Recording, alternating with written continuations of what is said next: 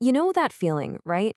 Like you're doing everything completely right, putting in the hours, saving up, skipping the luxuries, but somehow your money just doesn't buy what it used to.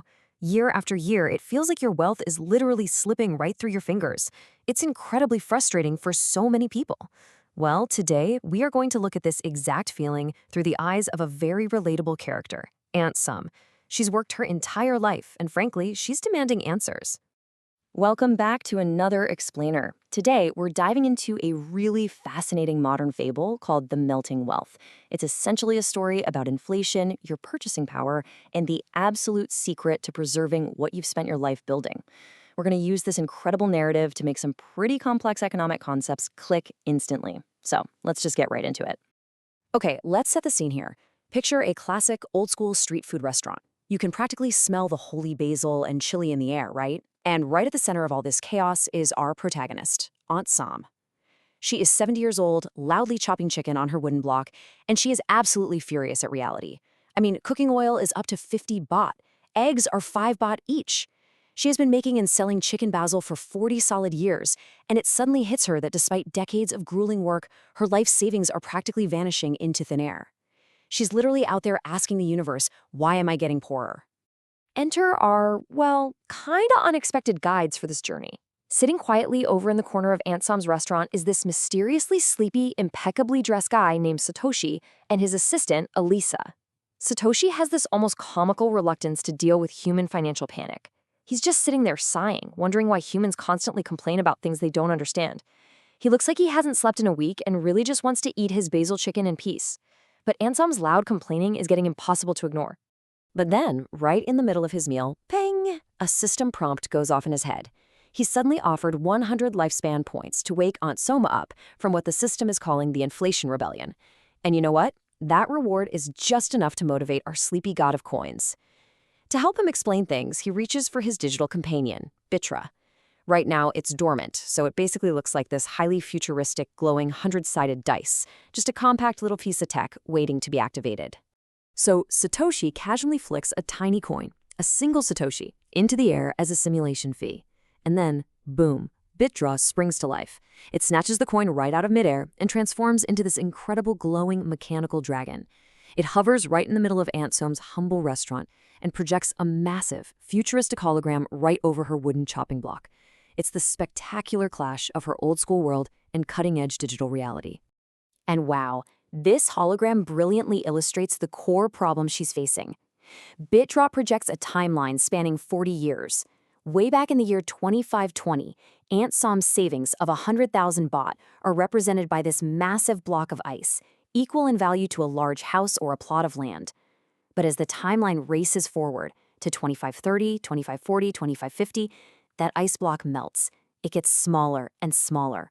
Her purchasing power shrinks from a house down to just a car. Finally, by the year 2569, that exact same 100,000 baht is just a tiny little ice cube. It's barely enough to buy a rusty old motorcycle. It is such a devastating, crystal-clear visual of wealth just evaporating. Aunt Som is just stunned. She literally drops her knife, demanding to know where her money went, and Satoshi delivers this absolute mic drop realization. He tells her, "You aren't getting poorer, and heaven isn't punishing you. You're just holding ice in the glaring sun." Think about how profound that analogy is. The amount of money she has never actually changed. Her 100,000 baht is still 100,000 baht, but the environment around it caused its actual power, its true value, to melt away completely. So what exactly is this glaring sun? Well, Satoshi explains it perfectly. It's inflation. It's the direct result of the government endlessly printing paper money without any limit. When they do that, they're essentially creating currency out of thin air. But the hidden cost, the real catch here, is that this printing stealthily drains the life energy out of everything else. It drains the 40 years of sweat, tears, and hard work that Aunt Som poured into earning those savings in the first place. By now, Aunt Som is in full-blown panic mode.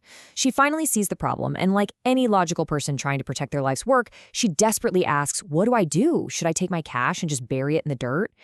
It's such a natural human reaction, right? Just hide it. But Satoshi quickly shuts that idea down. He's like, if you bury it in the dirt, the termites will just eat it.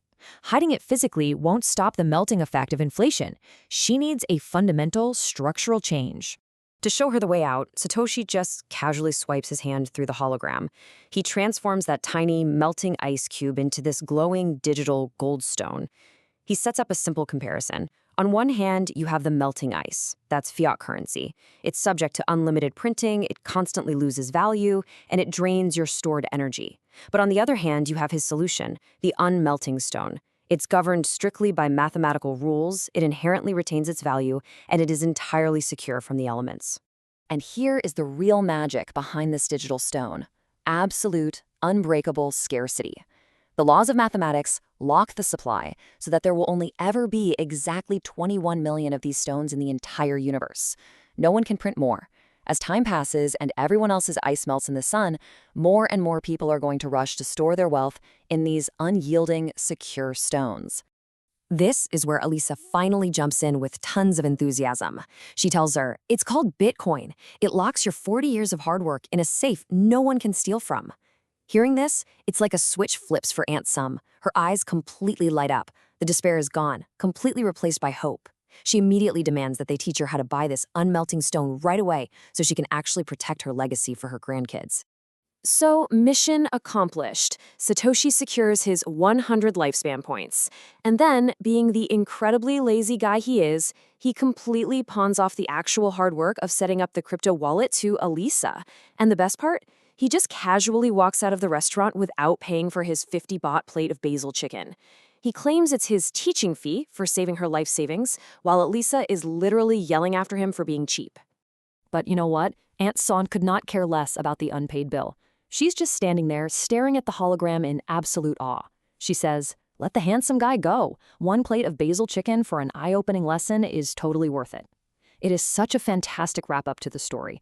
Aunt Som finally grasps the critical difference between holding on to vulnerable, melting wealth and securing her future in a hard, unyielding asset. She is completely empowered. Which brings us to the end of today's explainer. But I really want to leave you with a critical question to think about.